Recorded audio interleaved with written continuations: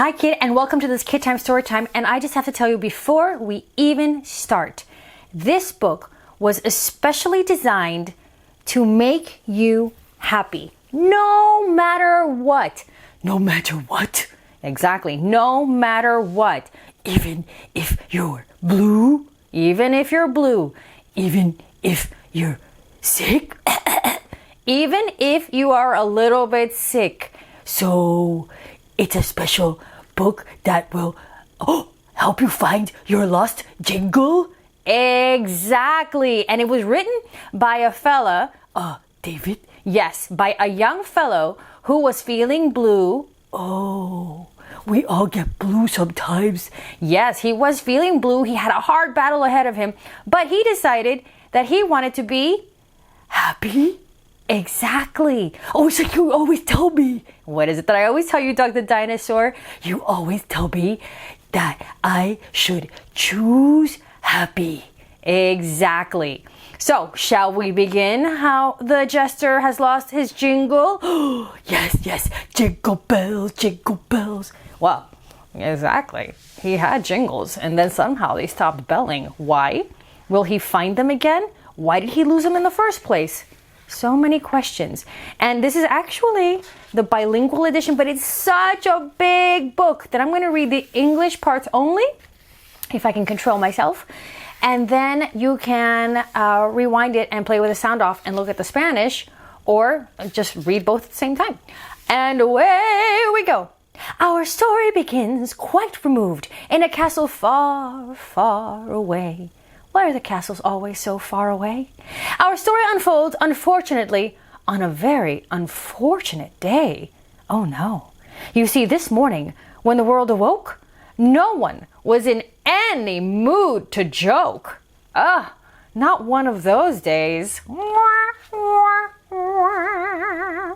But one was still happy and bubbled with joy, for he played with life as you play with a toy. He would dance to its rhythm, being light on his feet. He would sing to its tune, which was gentle and sweet. For he was the Jester, and gesture would he to make people laugh and fill them with glee. And look at that, he does look like a rather joyful fella. He had a special helper, as any jester should, a friend by the name of Pharley, who was a piece of talking wood. How about that for a unique friend? He carried Pharley all over. The two were quite a pair. They viewed life as a carnival, a fun-filled, festive affair. Well, I mean, with a wood stick for a sidekick, it is going to be festive. But today, when the Jester broke out in his song, how could he have known that something was wrong? When he started his routine and strutted on the stage, how could he have known that the king was in a rage? Oh no. So he sang his funny song, and he walked his funny walk, and he danced his funny dance, and he talked his funny talk. But nobody giggled. Oh, nobody yuckled. Nobody laughed. And nobody chuckled. Ooh, tough crowd. Ooh, that's a rough audience. The Jester has lost his jingle, the king yelled in dismay. His bells no longer tingle. That's all I have to say. Then without a thought and on a whim, the king decided to banish him. Banish me, sire? Don't send me away. Why is your high highness so down this fine day? But El Rey gave no answer. He said nothing more, merely pointed his finger towards the front door. Oh no, and that's a long walk of shame. The Jester walked out slowly, and a tear fell from his face, for he'd never left the kingdom, never wandered from this place. We don't even know what's out there. It could be a Jester eating dragons in the moat. We have no idea. He has no GPS. Where is he going to go? And once outside, the Jester cried, "Oh, Pharley, I fear what they say is quite true. I am no longer funny. My career is quite through. That's nonsense, claimed Pharley. You're still funny, I say. You were funny last week. You're still funny today. It seems a nasty rumor, but laughter must be dead. Oh, the world has lost its sense of humor, Pharley sadly said. Oh, Pharley, he's sharp, especially for a piece of wood. Then it isn't me at all. It's the world that must be sick. We must find that sense of humor and bring it back here quick. So off they went, our fearless two, to bring back laughter back to you. But first, I guess they're going to have to go away from that castle that was far, far away. Where will they land? Oh, the desert and the Alpine mountains? Their journey was long and their journey was rough, but the Jester was strong and the Jester was tough. You see, always prepared to face any challenge. And you know, if you think of it as more of an adventure, it's not so hard. They looked far and near. They looked far and wide. They looked everywhere that laughter might hide. That's a good place to look, everywhere.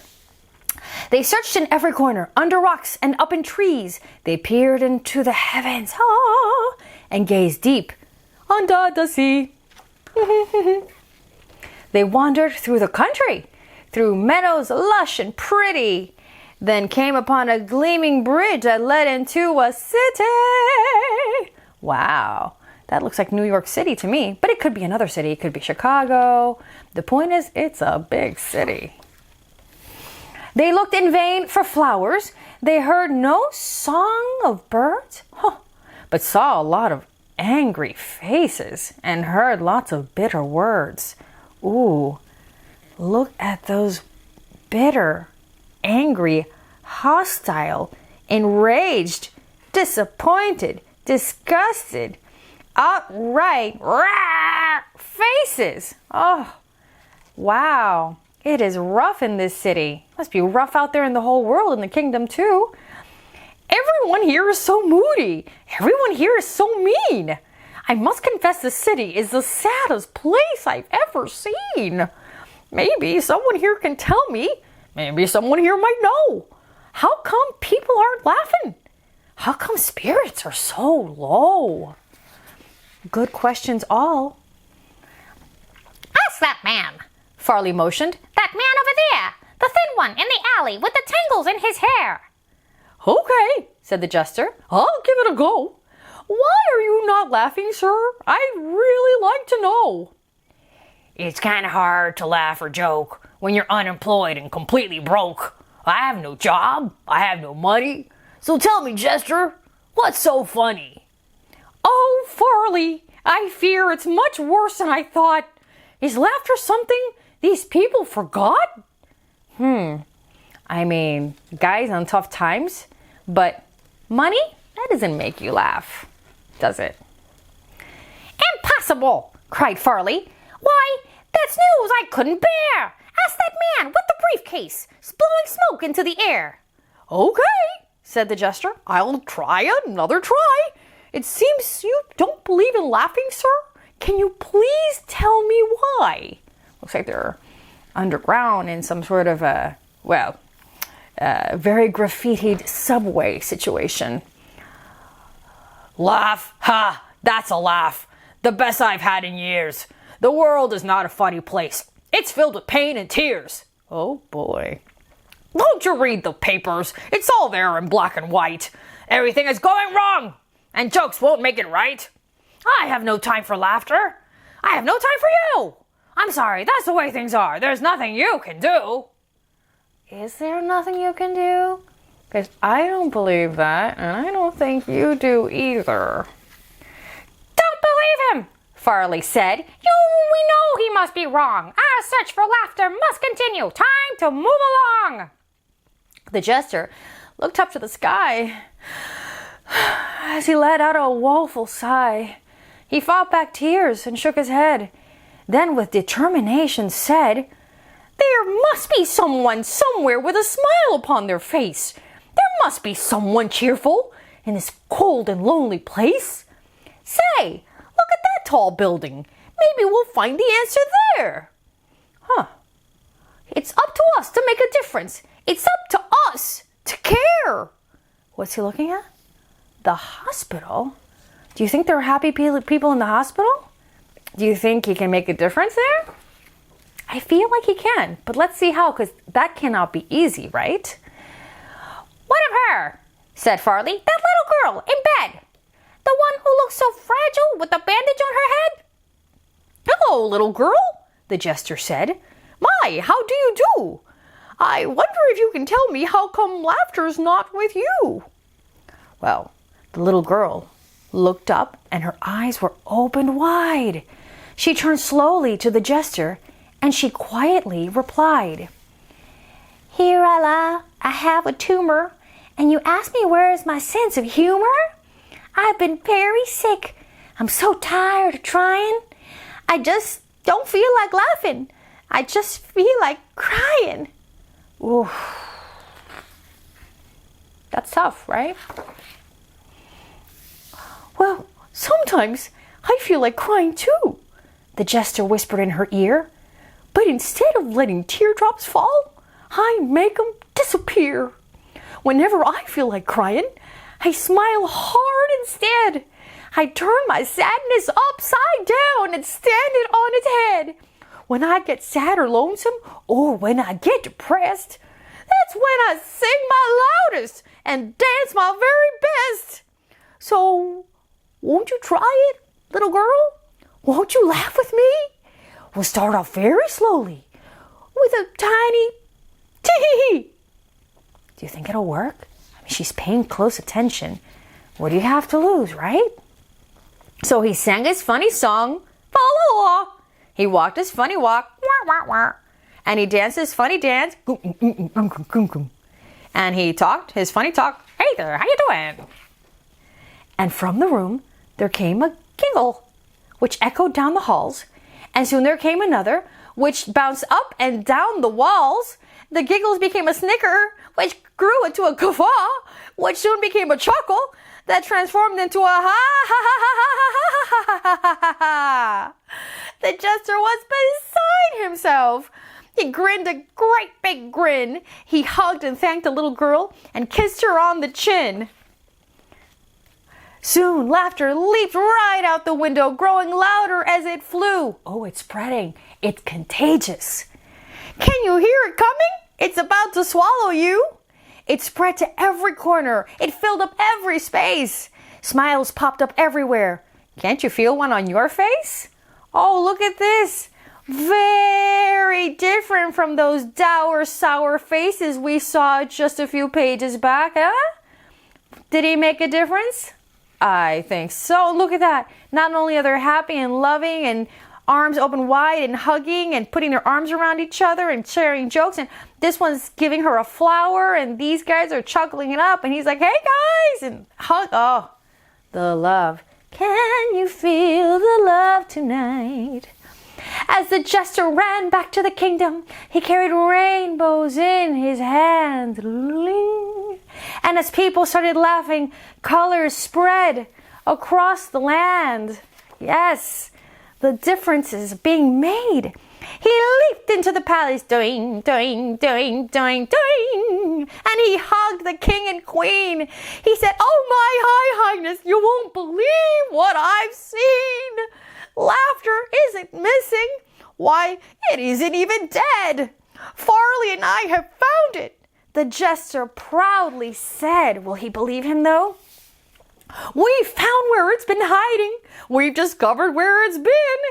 It's hiding inside everyone. It's buried deep within. Laughter's like a seedling, waiting patiently to sprout.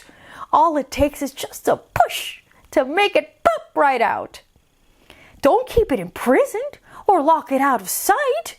Quickly release it. It won't hurt or bite." So the king said, "I'll try it. I'll give it a go." And all of a sudden, out popped a ho! "That's it," yelled the Jester. "Just let it flow." And it flowed, ho! And it flowed, ho! And it flowed, ho, ho, ho, ho, ho, ho, ho, ho, ho. And soon, oh, it's contagious again. Everybody started giggling. Everybody started yuckling. Everybody started laughing. And everybody started chuckling. Todo el mundo. My Jester, you have done it, said the king. You saved the day. You've brought back love and laughter and helped us find the way. And when the Jester heard these words, he smiled and started singing. He somersaulted in the air, for his bells again were ringing. So, when you're feeling lonely, or sad, or bad, or blue, remember where laughter is hiding. It's hiding inside of you.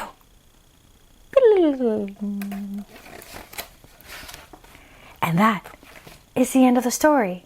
And now this is the part of the story, before you go, that I wasn't sure I was going to show you or not, because I want you to always be happy. And because that's what, StoryTeller likes. She likes to make you happy and inspired. But the fact is that you aren't happy because only happy things happen. It's because what I told Doug, you choose to be happy. So that means you're happy even when there are sad things. And that was what the author, David, was all about. See, David was inspired to write the Jester and his Jingle when he was sick with cancer. And he decided that he wanted to be happy and not sad about it. And in fact, it says here that he wrote, I really lived in the moment. The best we can do is live life, enjoy it, and know it is meant to be enjoyed. Know how important and special every time, every moment, and every person is. And at the end of the day, say, I have enjoyed it. I have really lived the moment. And his battle with cancer ended with him dying very young, before he was 23. But, because he left this book, and he wanted to leave this legacy of laughter and happiness, now there is something called the Jester and Pharley Fund that gives books and Jester dolls and happiness and laughter to kids everywhere, kids who are sick, kids who are blue or sad for whatever reason, and it helps them get inspired to find their happiness and rediscover their jingle. So even though I might be sad that David died kind of young, Yeah, and that is very sad. but he left us something very happy for everybody. Yes, and even though he could have lost his jingle and been blue like the people in the book, what did he do? He chose happy. That's right. Because happiness isn't just because there are only happy things. It's we choose to be happy even when unhappy things happen, because we want to enjoy what? Our life. Exactly. And spread joy to other people's lives. And that, I think, is the most awesome thing about this book. See you next time, kid, on KidTime StoryTime. And remember, choose